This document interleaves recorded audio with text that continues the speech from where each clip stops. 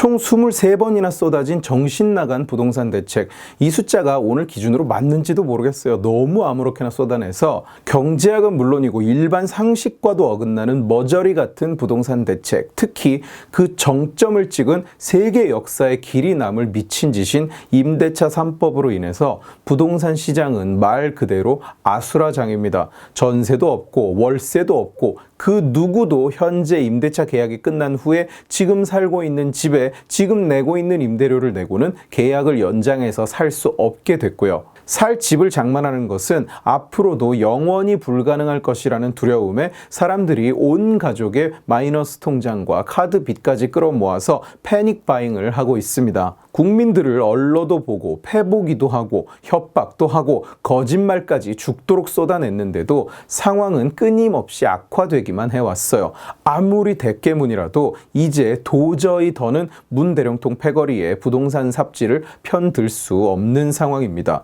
물론 여전히 편을 들고 있죠. 이 판국에 이명박근혜 탓을 하면서 정부는 이제 더 할 수 있는 것도 없어요. 아이디어가 다 떨어졌어요. 그래서 부동산 대책이라고 내놓는 것들이 점점 황당무계하고 누가 들어도 미친 거 아닌가 소리가 절로 나오는 것들 뿐입니다. 이번에 나온 안은 정부가 관광호텔을 사서 각 방을 국민들에게 전세 월세로 임대하겠다는 거예요. 벌써 울렁거리죠. 이 얘기는 리나견 입에서 나왔습니다. 리나견이 정부가 이런 안을 추진하고 있다고 말한 거예요. 그런데 생각보다 욕을 너무 처먹자 욕을 안 먹을 거라고 생각한 게 더 이상한데 어쨌든 곤혹스럽다 뭐 이딴 소리를 하면서 빠져나갈 궁리를 하는 중입니다. 곤혹스러운 건 우리지. 니네가 우리를 곤혹스럽게 하는 거지. 내용은 말 그대로예요. 코로나 때문에 관광업계가 힘들죠. 그래서 정부가 관광호텔을 인수해서 국민들에게 세를 놓는다는 겁니다.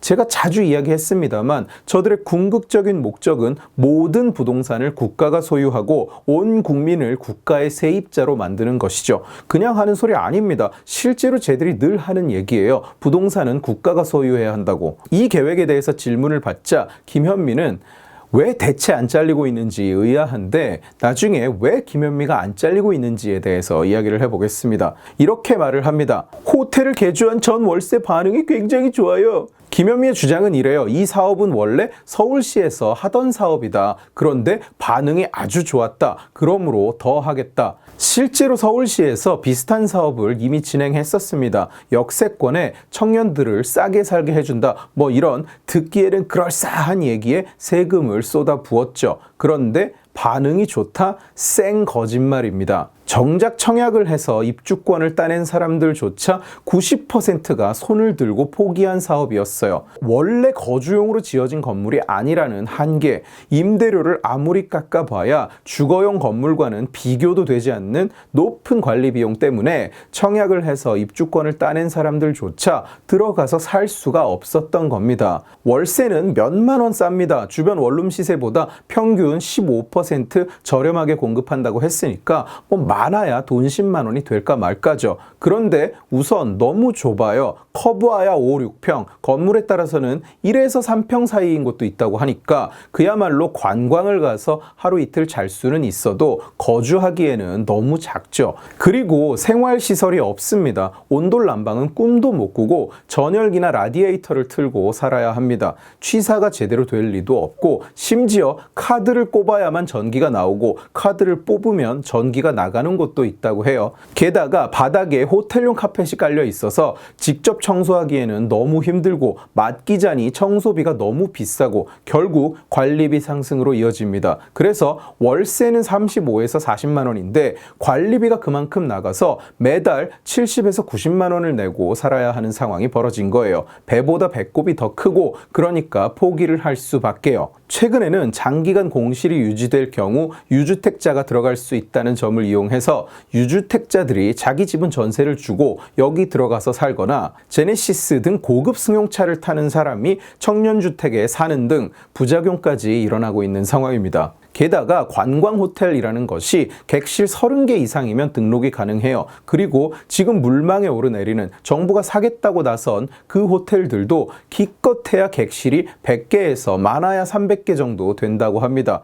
많이 잡아서 평균 200개라고 쳐도 10개를 사봐야 객실은 고작 2,000개가 나올 뿐이죠. 어떻게 계산기를 두드려 봐도 전세 대란 해결과는 아무런 관련이 없는 정책인 겁니다. 또 그저 뭔가 한다는 척이나 하고 쇼나 하고 선심이나 쓰다가 나중엔 누구 마냥 반응이 좋다고 거짓말이나 하면서 때울 생각인 거죠. 지금까지 그래왔던 것처럼. 이 모든 혼란의 근원은 뭐냐? 앞에서 말씀드린 대로 이 정권의 모든 부동산 정책이 다 시장에 대한, 부동산에 대한 사람들이 무엇을 원하고 어떻게 의사결정을 하는지에 대한 몰이해, 그리고 모든 부동산은 국가의 소유여야 한다는 말도 안 되는 정신 나간 공산주의적 아이디어에서 온 것입니다만, 그 정점을 찍은 것은 임대차 3법입니다. 이게 나올 때 제가 영상에서 계속 이야기했어요. 이건 전세 월세를 시장에서 사라지게 하는 법이다. 이 법이 발효되면 집주인은 집을 다 실거주하거나 공실로 놔둘 거고 전세 월세는 사라진다. 시장에 남은 매물은 가격이 폭등한다. 그리고 앞으로는 모든 임대인과 모든 임차인은 적대 관계다. 지금 어떻습니까? 그대로 이루어졌어요. 마치 무슨 예언처럼. 제가 무슨 예지 능력이 있어서 이런 말을 했던 것이 전혀 아닙니다. 그 누구라도 시장이 어떻게 돌아가는지 아는 사람이라면 쉽게 알 수 있는 결말이었습니다. 실제로 저뿐 아니라 모든 부동산 전문가, 모든 상식 있는 사람은 다 그렇게 예상하고 다 그렇게 이야기했어요. 그러나 결국 이 꼴이 났죠. 그리고 이 꼴이 나니까 이제는 호텔을 사서 임대를 주겠다는 정신 빠진 소리나 하고 있는 겁니다. 임대차 3법은 절대로 못 고친다. 너무나 좋은 법이다. 이러고 아집을 부리고 있어요. 오늘 또 새로 대책이 발표된다는데 이제는 대책이 나온다는 얘기만 들어도 국민들이 벌벌 떨어요. 이번엔 대체 어떻게 우리를 죽일 작정이냐. 이미 못 살겠는데. 지금 벌써 이번 대책에는 무슨 상가나 공장을 국가가 사서 그걸 전셋집으로 임대하겠다는 얘기가 나오고 있는 판이래요. 미치겠어요. 오죽하면 다음 대책은 집에 놀고 있는 텐트를 국가가 매입해서 그걸 공공임대 텐트라면서 전세를 준다는 얘기까지 나오고 있다고요. 이제는 문 대령통을 비판하는 게 아니라 빌어야 될 판이에요. 제발 멈춰달라고. 이 광기를 좀 멈춰달라고. 제발 그만 좀 하십시오. 아집을 쳐 부릴 게 따로 있지 온 국민을 놓고 무슨 부루마블 합니까? 니들은 강남에 아파트 있다고 국민들한테는 막 모텔에 살아라, 공장에 살아라, 상가 건물에 살면서 샤워는 공동 화장실 다라이에 물 받아서 해라. 이래도 돼요? 임대차 3법이 나올 때 극구 찬양하던 대깨문 여러분, 이럴 거라고 수없이 많은 사람들이 얘기를 했는데 결과 나오기도 전에 비판하지 말라는 둥, 이번에는 드디어 부동산이 잡힌다는 둥 하더니 이제는 이명박근혜 탓하고 있더라. 클리앙 같은 대깨 사이트 가보세요. 부동산 정책은 원래 다음 정권에서 효력이 나타난다. 뭐 이러면서 집단 최면 중이에요. 누가 집에서 쫓겨나게 생겼다고 글을 올리니까 계정을 날려버려요. 이딴 소리 하지 말라면서. 니들이 더 나빠. 니들이 이 상황을 만든 거라고. 정치와 종교를 구분 못하는 니들이.